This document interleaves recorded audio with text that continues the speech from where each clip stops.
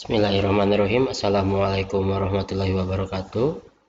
Berjumpa lagi dengan saya Ahmad Timur Soleh, CGP kelas 250 Bondowoso, Jawa Timur dari SMKN 1 Tapen Bondowoso. Pada kesempatan kali ini kita akan membahas koneksi antar materi modul 2.2 tentang pembelajaran sosial dan emosional.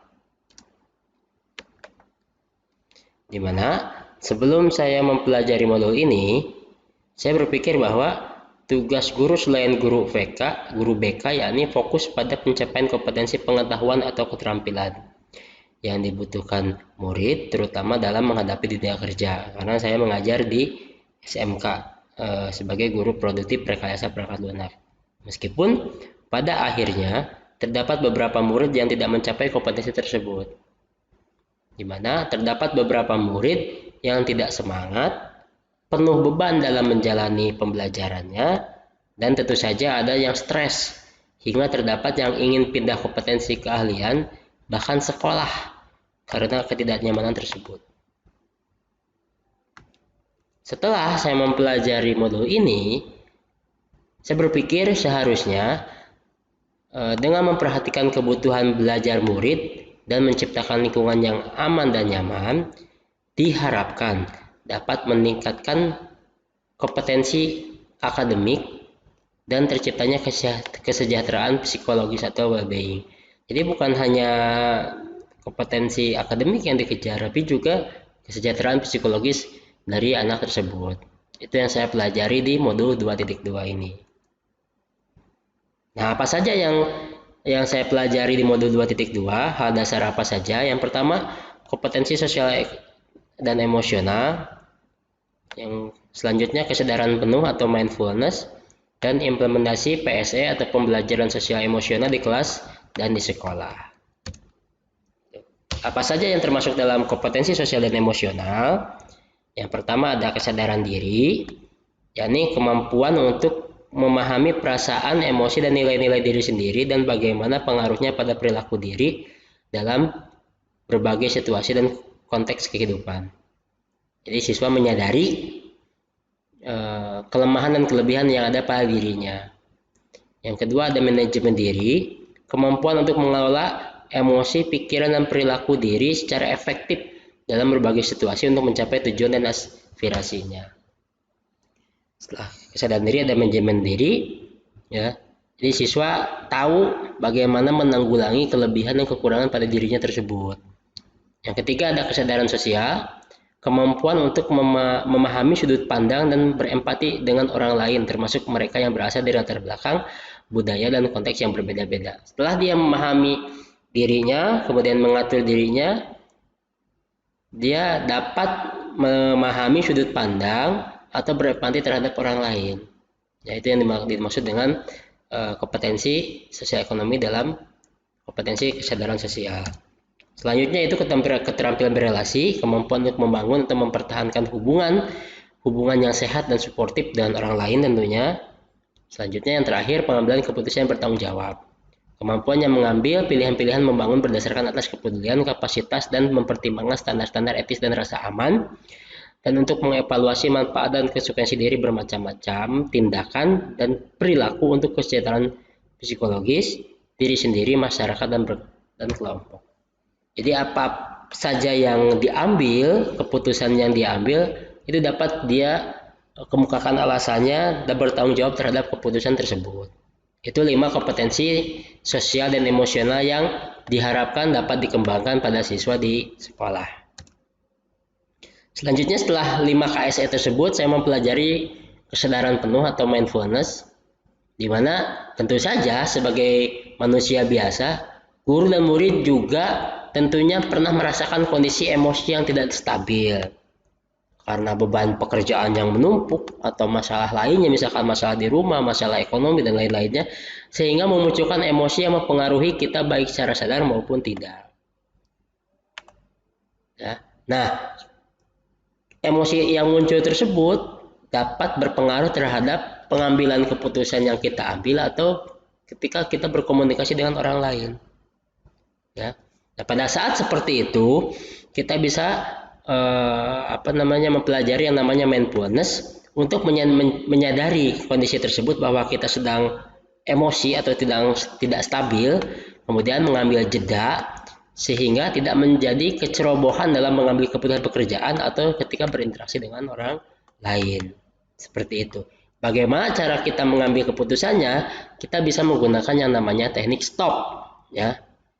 1S, berhenti dulu. Kalau kita dalam kondisi seperti itu, dalam emosi atau dalam penuh tekanan, beban, bingung mau ngerjain yang mana dulu, kita berhenti dulu, ya. Kemudian tarik napas, take a breath. Setelah tarik napas, kita amati dari berbagai masalah yang kita hadapi, dari berbagai masalah tantangan, rintangan yang kita hadapi, kira-kira mana dulu yang akan kita kerjakan atau harus seperti apa kita melangkah.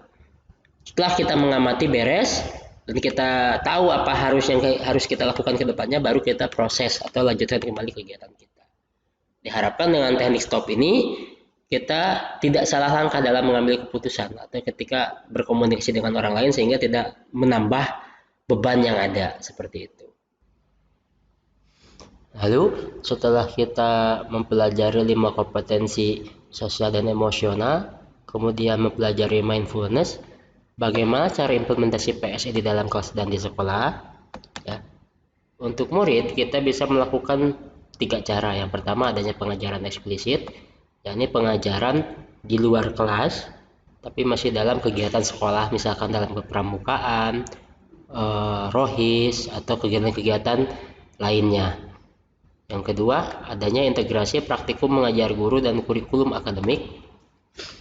Jadi pada saat kegiatan di kelas, kita mengintegrasikan PSE tersebut ke dalam praktik mengajar kita. Misalkan untuk kesadaran diri dan manajemen diri, di awal pembelajaran kita adanya curhat dari siswa kepada guru atau pada temannya terkait dengan kondisi emosinya saat itu, atau dengan adanya tugas kelompok, jadi adanya berkolaborasi dan kesadaran sosial serta mengambil keputusan secara bertanggung jawab, seperti itu. Yang ketiga, menciptakan iklim di kelas dan budaya sekolah di mana seluruh guru dan manajemen sekolah bersama-sama membangun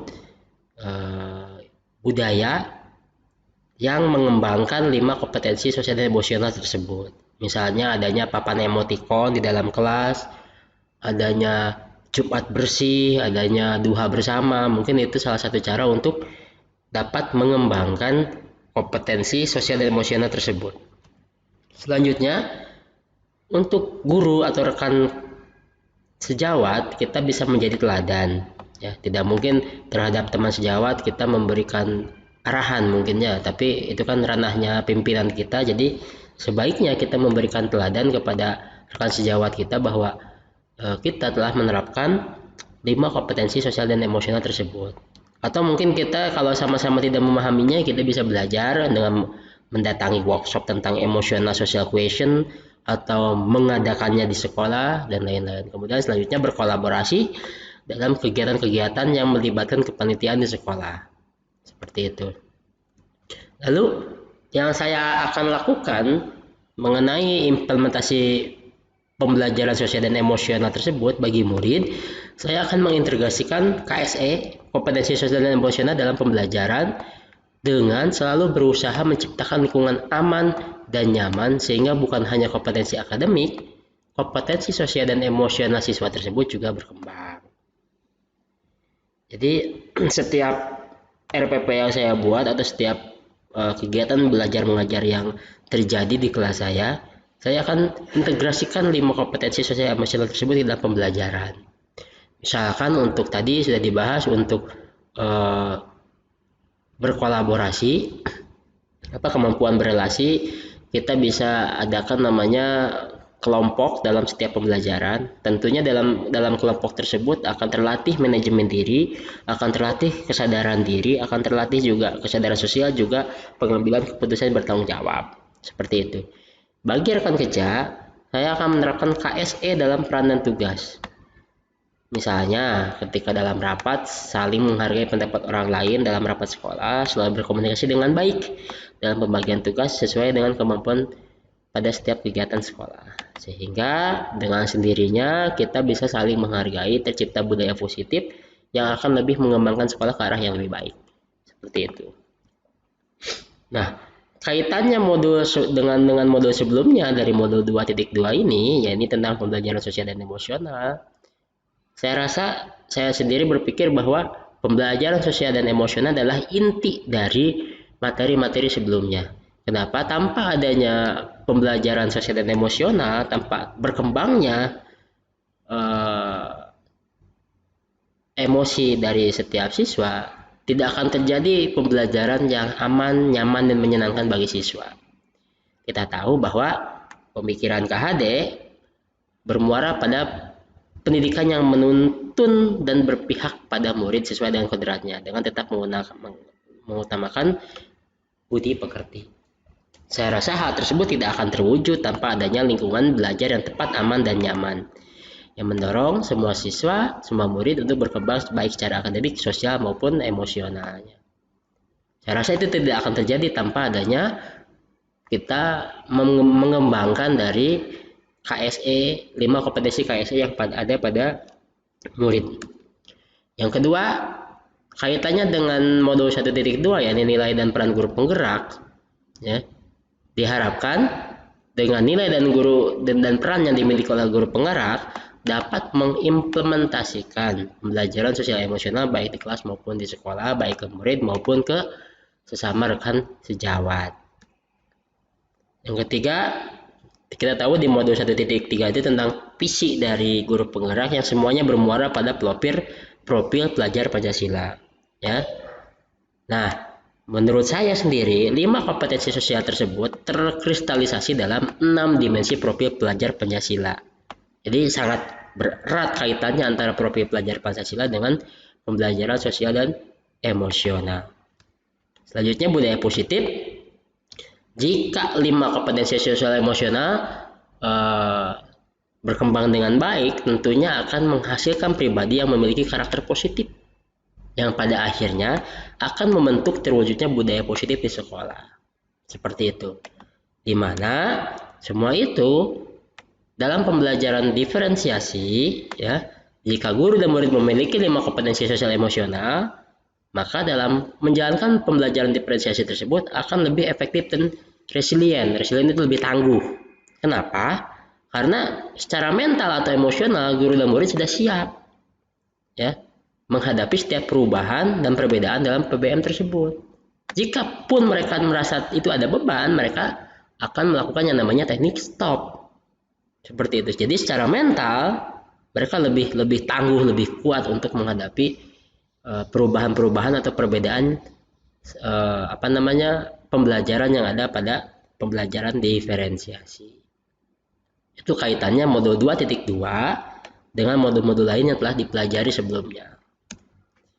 Demikian yang bisa saya sampaikan. Saya sendiri berkesimpulan bahwa inti dari pembelajaran di kelas, sebelum kita belajar kompetensi, sebelum kita belajar pengetahuan, keterampilan yang harus awal dibangun, yakni pembelajaran sosial dan emosionalnya dulu, 5 kompetensi tadi yang telah dibahas, sehingga siswa dan guru lebih tangguh, lebih siap dalam melakukan pembelajaran. Terima kasih. Wassalamualaikum warahmatullahi wabarakatuh.